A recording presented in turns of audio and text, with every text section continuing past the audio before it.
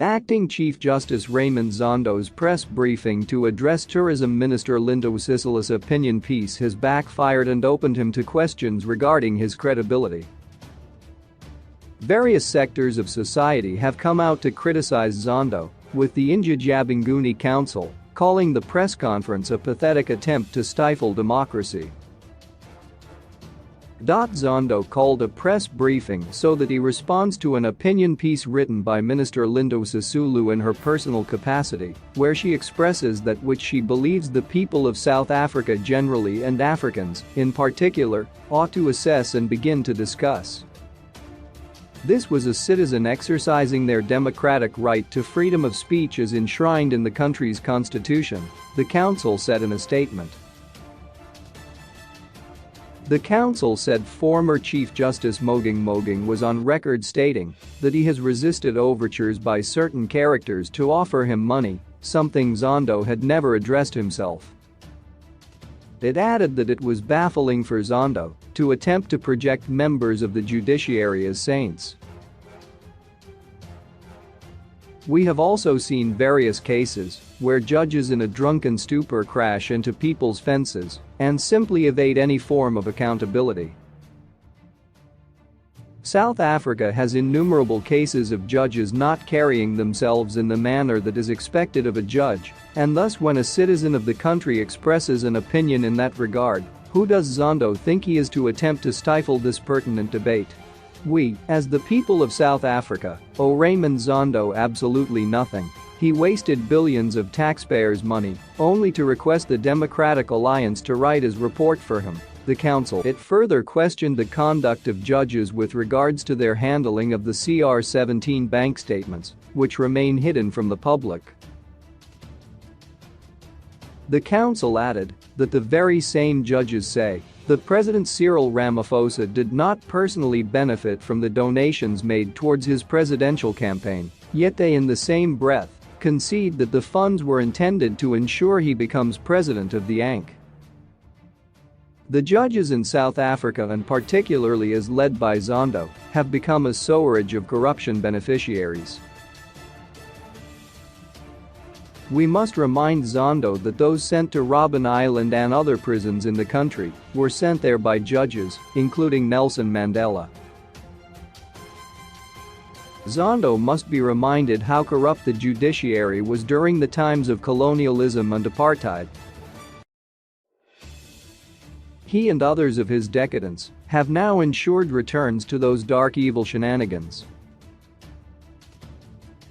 Our council commends Minister Linda Sisulu for speaking her mind and igniting a pertinent debate that all Africans need to assess thoroughly. She treads where few men have, and for this, we applaud her temerity and impetus, the council added. The economic freedom fighters also condemned the briefing, going as far as calling it nothing but a naked campaign for the office of the Chief Justice.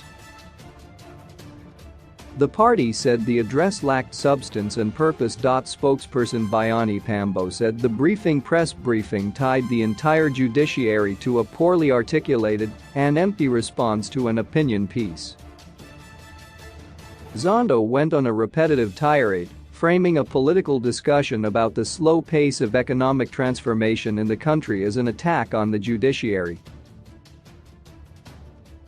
Inappropriately, Zondo seems to have taken a political debate submitted to public discourse by someone who practices political oversight in this country, personally and inadvertently made our judiciary a participant in what is obviously an election battle within the ruling party, Pambo said. He added that it was not Zondo's place to respond to Sisulu, as she is far better placed to assess this country's social and political conditions as someone tasked with that responsibility. In her political assessment, she has factored in the shortfalls of the judiciary in economic, social, and political change in the country. Therefore, the response by Zondo is not only a waste of our collective time, it is misguided, misplaced, and only serves to prejudice Minister Sisulu and those who hold a public place in our society who may hold similar views as her, he added. Pambo maintained that the party has often cited the judiciary's pitfalls to a point where they have called for amendments where necessary. Zondo is effectively trying to outlaw political commentary by those who reside within the legislature, and that must be rejected with the contempt that it deserves. To critique the law and the failures of its custodians does not make one a lawbreaker. The only logical conclusion is that he is attempting to stifle Minister Sisulu's political commentary because it is opposed to his vested interests in assuming the office of the Chief Justice. His vested interest can only survive if certain factions within the ruling party are ridiculed in public using platforms that are not created to do so, Pambo said. The briefing was also followed by a barrage of attacks on social media directed towards Zondo. Many people questioned the briefing and Zondo's endgame. Also read, Sisulu blasts billionaire stomach politicians keeping masses quiet in their sufferance.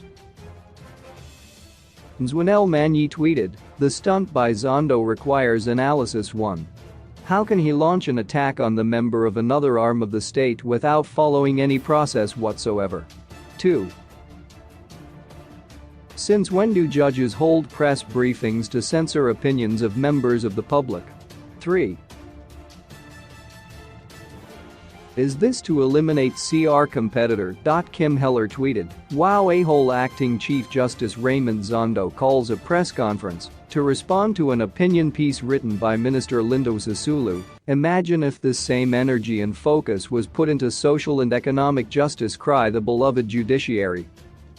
The remnant tweeted, Zondo must just forget about Chief Justice post. He has proven once again that he doesn't qualify as he is, been driven by emotions, and his agenda is not pure, which is what President Zuma was avoiding in that gossip commission.